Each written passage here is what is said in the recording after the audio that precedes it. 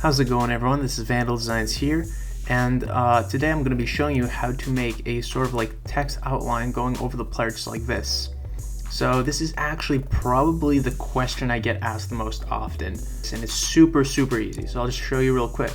So let's just delete the text outline layer, and we'll start off right here. So the two layers that you really need to pay attention to are the text layer. Obviously I've already got this Elias Pettersson text set up, and the player.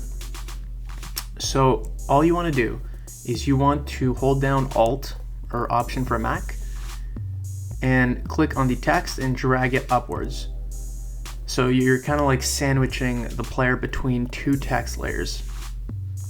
We're going to rename this to Outline. And now what you want to do is right here where it says Fill, you're going to bring that down to 0%. And you're going to double click on the text outline layer. Now make sure you're not double clicking on the actual text or on the little icon. You want to double click on like this gray zone. So double click here, and that's going to bring up the layer styles. And the layer styles, you want to find stroke, and you simply want to click on stroke, make sure that it is set to inside. The color can be anything you want. Generally you want it to be the same color as the actual text. And then just change the size. In this case, 1 pixel is what looks best, in my opinion. Just a very thin stroke that makes the text readable through the player. And then another thing you can do, actually, if I double click in the gray zone once again to bring up the layer styles, making sure that I'm right here in the blending options panel, click on Layer Mask Hides Effects. I'm going to click that and click OK. And what that allows me is if I create a mask, and let's say I want to mask out the outline from in front of his face, I can just create the mask. I already done that, and then just go with the black brush and erase it like that.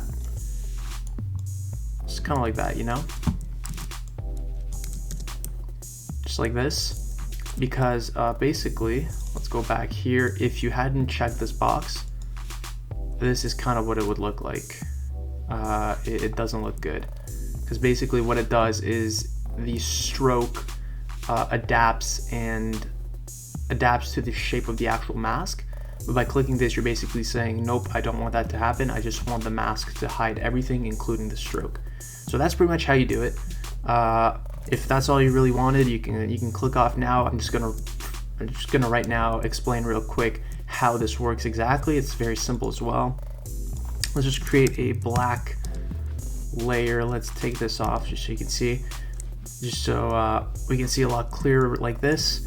Basically, this is playing on the fill, so fill and opacity. So the difference between these two is that opacity affects everything on the layer, includes the opacity of the actual layer itself, as well as all of the layer styles. So if you click here, these are all the available layer styles. So opacity affects both of those.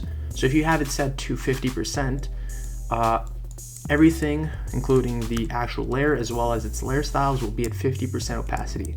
Fill only affects the layer, it doesn't affect the layer styles. So in this case, you can see it doesn't affect the stroke. So that's how you do that, is basically by putting the fill at 0%, you're making the layer invisible, but with the stroke remaining visible. So that's how that works. It's as simple as that. So hopefully this has been helpful to you. I'm hoping to do some more tutorials. So yeah, I'll see you next time.